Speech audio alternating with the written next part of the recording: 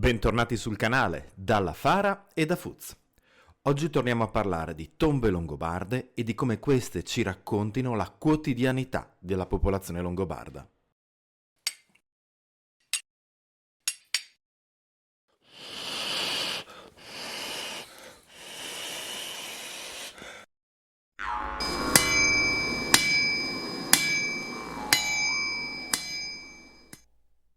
Bentornati sul canale. Come sempre un invito a iscrivervi al canale, a cliccare sulla campanellina per essere aggiornati. Se voleste supportare l'operato della Fara, che non è solo quello dei video in cui mi sentite parlare, ma seguiteci su Instagram e su Facebook per vedere tutto quello che facciamo a livello ricostruttivo. In descrizione trovate come diventare abbonati al canale o come diventare nostri Patreon. C'è sempre poi l'opzione dei super grazie, che è utilissima dal punto di vista del nostro supporto, ma anche assolutamente forfettaria. Ognuno ringrazia se e quando vuole. Benissimo, veniamo all'argomento di oggi. Negli ultimi video, che sono usciti un po' dalla bolla degli utenti del nostro canale, perché erano su temi più di ampio respiro o forse più trasversali negli interessi, abbiamo ricevuto diversi commenti che richiedevano un approfondimento sulle necropoli longobarde. Fa un po' sorridere perché buona parte dell'operato della Fara si basa sulle necropoli longobarde. Noi ricostruiamo i corredi delle necropoli longobarde, studiamo i pezzi originali del Museo di Cividale e quindi in realtà su questo canale di necropoli longobarde abbiamo parlato tantissimo. Ho deciso quindi di provare a dare un taglio diverso alla definizione delle necropoli, cioè dei cimiteri, per chi non fosse avvezzo al termine, attraverso gli studi, in particolare quelli facilmente reperibili online, in modo che chi volesse poi approfondire possa trovarli qui in descrizione, di Caterina Giostra, che negli ultimi anni ha dedicato moltissimo del suo lavoro proprio allo studio delle necropoli e a come l'analisi dei dati delle necropoli si sia evoluto, fornendoci nuove informazioni rispetto al passato. Sì, perché parliamoci chiaramente, dei Longobardi dal punto di vista storico-storiografico sappiamo veramente poco e spesso chi arriva sul canale attratto ad esempio da temi nazionalpopolari come la spada longobarda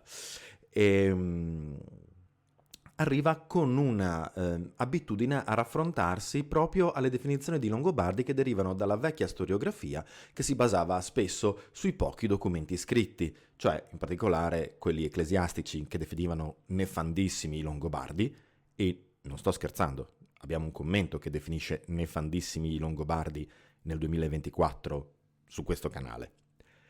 Ma spesso trascura il grosso delle informazioni che negli ultimi 200 anni abbiamo ottenuto dalle necropoli, dallo studio dell'archeologia funeraria. Sì, perché appunto i Longobardi scrivono poco, abbiamo Paolo Diacono con l'Historia Longobardorum e tutta la complessa storia della sua analisi e del suo punto di vista. Abbiamo le fonti franche, abbiamo le fonti ecclesiastiche, ma sono veramente una manciata di fonti riferite a 200 anni di regno in Italia. Dall'altra parte, dal punto di vista archeologico, invece, abbiamo numerosissime necropoli che in particolare negli ultimi 20-30 anni hanno subito un'indagine molto più sistematica, addirittura completa, perché sapete che in Italia uno dei grossi problemi è che non ci sono mai soldi per l'archeologia e quindi spesso e volentieri gli studi archeologici sono di emergenza. Si costruisce una ferrovia? Ogni riferimento è puramente casuale alla necropoli della Fede di Cividale. Gli archeologi hanno alcuni mesi durante la prosecuzione dei lavori per indagare le tombe esposte dagli scavi, ma non per andare oltre gli scavi del cantiere. Ultimamente, appunto, negli ultimi 20-30 anni, c'è stata la possibilità di indagare intere necropoli estese, anche di incredibile grandezza, fino a 320 individui per generazione, cose cioè, veramente importanti. Questi nuovi studi, accanto poi al lavoro critico fatto sull'interpretazione archeologica, ci danno molte più informazioni di quante ce ne dessero 50 anni fa o di quelle che si potesse avere solo guardando le fonti scritte.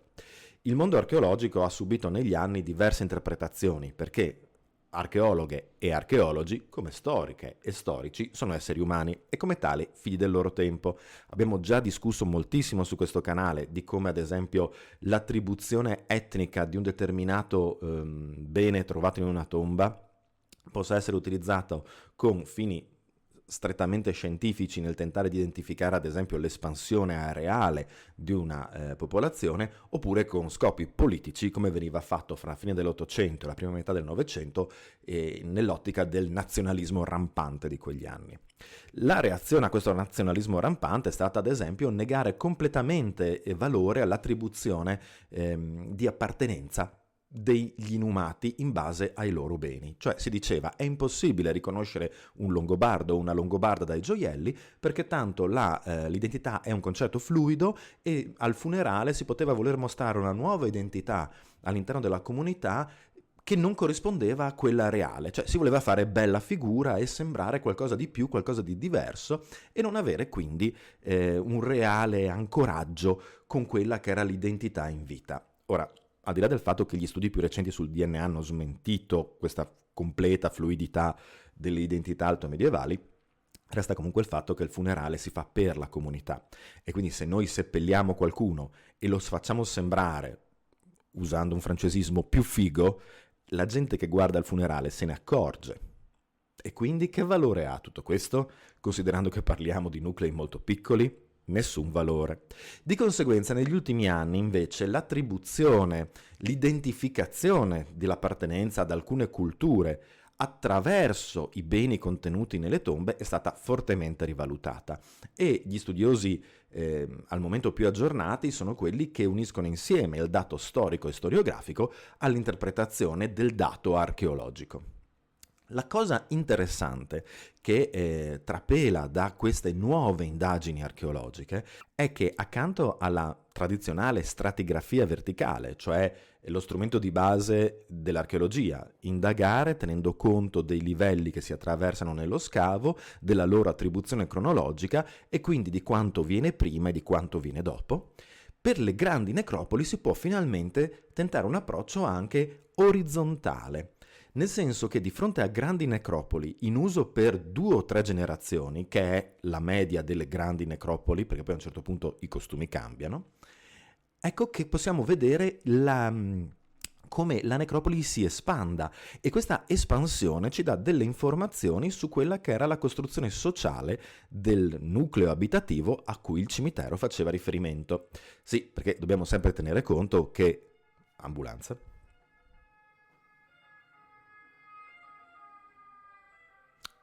Bello abitare sulla Pontebana. Comunque, dicevo, dobbiamo sempre tenere conto che la necropoli, il cimitero, è in qualche modo un riflesso, magari deformato, magari edulcorato, della società dei vivi.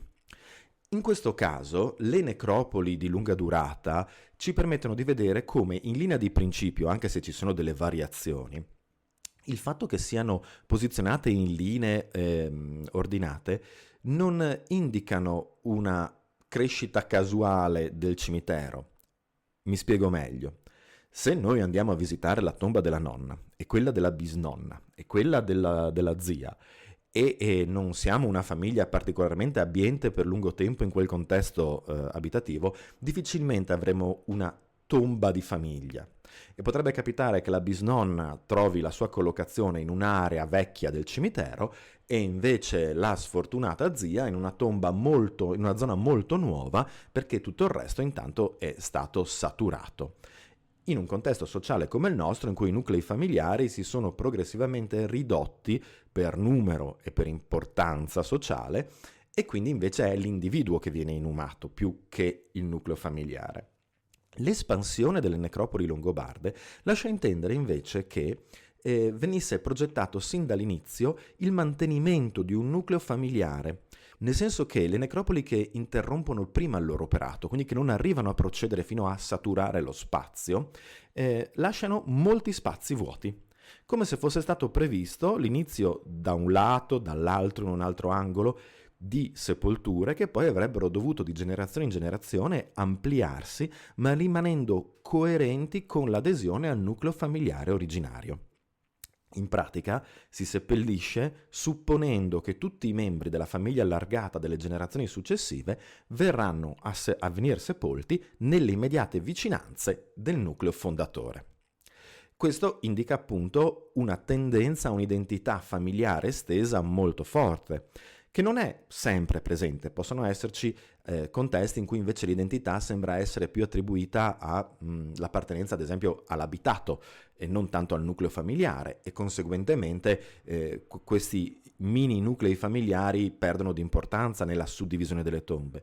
Ma resta molto frequente invece la presenza di questi nuclei in progressiva espansione. Abbiamo quindi un'immagine di quella che probabilmente doveva essere la Fara. Per chi non fosse familiare col termine, oltre che col nome della nostra associazione, Fara è un termine longobardo che troviamo citato ad esempio in Paolo Diacono e che tradizionalmente viene definito come gruppo di consanguini in armi, e cioè la famiglia allargata che al suo interno è anche il nucleo primigenio dell'exercitus, cioè l'exercitus è poi strutturato attraverso i membri maschi delle singole fare. Ecco quindi che se noi vediamo una conformazione familiare possiamo farci un'idea di quanto grandi fossero questi clan per generazione, perché attraverso lo studio dei corredi possiamo attribuire a una fase una parte della necropoli e a una fase successiva un'altra parte. Questi studi ci dicono che questi clan familiari allargati, queste fare, dovevano corrispondere a circa 10-12 individui, accanto a cui potevano poi essere sepolti, con corredi molto poveri, degli individui subalterni, cioè i servi o i semiliberi della famiglia stessa, della fara, che però venivano comunque sepolti nelle immediate vicinanze della fara di appartenenza. Interessante poi il fatto che in alcuni di questi contesti si possa riconoscere una coppia originale, cioè il signore, il capo della fara e la sua consorte, con corredi molto ricchi, intorno ai quali vengono deposti altri corredi di livello elevato ma leggermente inferiore dei membri della stessa famiglia che successivamente muoiono e trovano sepoltura intorno al nucleo fondatore della coppia originale. E all'esterno di questo secondo cerchio poi troviamo appunto anche questi individui di censo minore, probabilmente semiliberi o servi. Tutti questi elementi ci fanno quindi vedere un'immagine della società longobarda, costruita intorno a nuclei familiari estesi, a coppie originali di leader, che poi probabilmente dovevano rispondere in una struttura che possiamo immaginare piramidale, ma dobbiamo pensare anche non standardizzata e non strutturata, a quanti poi comandavano sul territorio di riferimento e che attraverso questa suddivisione andavano poi a comporre l'exercitus. In questo modo vediamo chiaramente che l'archeologia longobarda ci fornisce molte più informazioni sulla vita dei Longobardi di quanto possa fare ad esempio l'Historia Langobardorum di Paolo Diacono, ma incrociare i dati fra il dato scritto e il dato desunto dagli archeologi ci permette invece di immaginare, di farci un'immagine il più corretta possibile, per quanto non completa, di quella che dovesse essere la vita quotidiana nel mondo longobardo. Pensiamo ad esempio al mito del nonno di Paolo Diacono, alla leggenda. Paolo ce lo racconta, io qui lo riassumerò molto brevemente. Sul canale ci sono dei video dedicati a questo passaggio, tra l'altro fra i primissimi registrati durante il Covid, i racconti di Paolo Diacono, ve li lascio in descrizione. In ogni caso, in soldoni, durante la sortita avara di VII secolo, fra i prigionieri longobardi portati in Pannonia, attuale Ungheria, c'è anche il nonno di Paolo Diacono e i suoi fratelli. Il nonno di Paolo Diacono riesce a fuggire, rientra in Italia attraverso 1000 peripezie che qui non analizzeremo ma che sono molto interessanti, e arriva alla casa familiare che è stata abbandonata e che addirittura è stata espropriata perché, visto che nessuno c'era più da anni, era stata assorbita dalle proprietà limitrofe. Questo però ci dà una identificazione del contesto in cui questa casa doveva collocarsi. Sarà una casa di una famiglia appunto discendente della prima generazione, e Paolo lo dice che la sua famiglia era arrivata con Alboino. Possiamo immaginare che strutturalmente dovesse ospitare non da sola nella struttura della singola capanna della famiglia, ma magari intorno circa 10-12 persone. Perché diciamo non in una singola struttura? Beh, perché le Grubenhaus, le capanne seminterrate tipiche delle prime generazioni longobarde, sono tendenzialmente piccole. È vero anche che probabilmente la coppia originale, se vogliamo applicare all'ipotesi ricostruttiva i dati che ci arrivano dalle necropoli, avrà avuto sicuramente accesso a una struttura abitativa più ampia, che magari poteva anche non essere una Grubenhaus. Pensiamo alle teorie di Luca Villa, che preferiscono le capanne costruite sul livello del terreno con zoccolo in sasso e poi elevato in materiale deperibile. Non abbiamo qui in zona, ad esempio, ma in generale in Italia esiste un unico ritrovamento che lascia pensare a Longhouse longobarde, mentre ad esempio Poggi Bonsi in epoca carolingia ci fornisce un esempio appunto carolingio di Longhouse. Però possiamo immaginare che la struttura delle abitazioni rispecchiasse il censo, e quindi più ampia per la coppia originale, e poi in progressione sempre più povera fino a raggiungere appunto questi elementi del clan della Fara che in realtà non vi appartenevano a livello di legami di sangue, ma ne orbitavano intorno in quanto dipendenti, se vogliamo usare un termine anacronistico, del clan stesso. Ecco quindi che questa storia di Paolo Diacono, del suo ritorno, con l'orno simbolico che cresce al centro della capanna, probabilmente può essere immaginato come l'orno al centro della capanna della coppia originale o dei suoi successori, quindi della capanna più ampia, ma con intorno, ormai avvolta dai rovi a causa dell'abbandono, altre strutture più piccole, a creare quindi dei nuclei abitativi che rispecchiassero anche poi quelli che sono i nuclei sepolcrali. Ci sono ovviamente delle eccezioni a questa sistematizzazione delle tombe in linea nelle grandi necropoli. Siamo nell'Alto Medioevo e siamo nella società umana. Come sempre non esiste uno standard. Gli standard li abbiamo applicati noi con la cultura post-contemporanea industriale, ma prima non esistevano. Esistono quindi delle tombe che ad esempio sorgono fra le capanne, tombe spesso molto povere, tombe che portano invece la presenza di animali come quelle di cui abbiamo parlato per i cavalli, a sottolineare la presenza di un legame molto forte con la cultura delle steppe e magari collocata all'interno del più ampio sistema di grandi necropoli lineari. E poi ci sono delle tombe che vanno a indicare una precoce cristianizzazione del costume funerario, ovvero la cristianizzazione nell'Alto Medioevo avviene principalmente per motivi politici, non stiamo qui a raccontarci quella dell'orso. È necessario diventare cristiani per essere accettati come interlocutori a livello politico, a livello militare, come interlocutori validi. Quindi spesso la conversione, invece di partire dal basso, dalla popolazione, parte dall'alto, dalle elite. Questo si può vedere anche nei costumi funerari. Le elite sono le prime a essere attratte da una cristianizzazione del mondo oltremondano e della tomba. In particolare, non tanto nei costumi, rimane a lungo la tendenza a essere sepolti col corredo e con delle ricchezze, ma nel luogo, non più nella necropoli originale, ma magari all'interno di una struttura ecclesiastica. Pensiamo ad esempio a Ragogna, attualmente piccolissimo sito vicino a San Daniele del Friuli, bellissimo, paesaggisticamente vi invito ad andarlo a vedere, indagato per la presenza di un castello attualmente ricostruito post-terremoto nelle sue sembianze diciamo basso medievali, ma che è già citato da Paolo Diacono in due passaggi, tutti riferiti al VII secolo, inizio e fine del VII secolo, e addirittura citato già in precedenza da un pellegrino cristiano. In ogni caso è uno dei castra longobardi che Paolo Diacono ci dice far parte della difesa longobarda del Ducato di Forum Iuli, del Ducato del Friuli. Ecco quindi che in questo contesto troviamo una tomba ricca, privilegiata, dentro la chiesa, a dimostrazione che quindi c'era stato un cambiamento semantico in quello che l'inumato voleva comunicare. Non era più così importante essere insieme agli altri del clan, quanto mostrare il proprio ruolo sociale e anche la propria conversione, che col ruolo sociale andava di pari passo.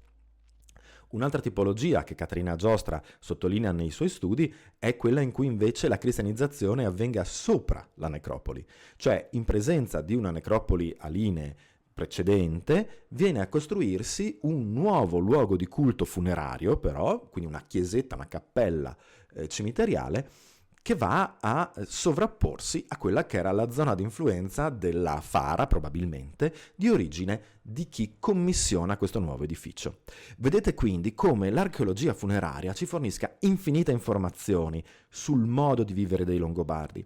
Noi normalmente ci soffermiamo soprattutto sulle armi, sui gioielli, sui vestiti, quel poco che si riesce a ricostruire, sugli oggetti d'uso o sulle ossa per proprio la quotidianità, la parte meccanica della vita. Ma vedete che anche anche la struttura sociale ci viene raccontata dai morti. Quindi un invito a chi magari arriva su questo canale attraverso i post più popolari. Noi proviamo a ricostruire i Longobardi e a raccontarveli anche attraverso tutto quello che normalmente sui libri di testo, soprattutto se romanocentrici, non ci sono, non c'è. Fate uno sforzo, venite con noi in questo viaggio, smettete di definire nefandissimi i Longobardi, sono solo uno dei pezzi dell'identità complicatissima e tutt'altro che unitaria della penisola italiana. PS, il 28 di settembre, sabato prossimo, dalle 16, 4-5 membri della Fara, compreso il sottoscritto, saranno presenti al Museo Archeologico Nazionale di Cividale, il nostro museo con cui collaboriamo in maniera ufficiale ormai da un decennio, forse qualcosa di più. Sapete già, se ci seguite, che è un museo fondamentale per la storia dei Longobardi. In quel weekend cadranno le giornate europee del patrimonio. Il tema che il museo ha scelto è quello del viaggio, del percorso, e quindi noi saremo lì, in abito storico, con le nostre ricostruzioni, e oltre, come sempre, a introdurre i visitatori ai reperti originali accanto alle nostre ricostruzioni, affronteremo anche la viabilità del Friuli alto medievale longobardo e le osservazioni sperimentali che abbiamo potuto raccogliere durante le nostre marce storiche del progetto Itinerari Storici Longobardi, che vi lascio in descrizione e che trovate ad esempio su Facebook. Bene, sperando di avervi incuriosito, alla prossima e mandi!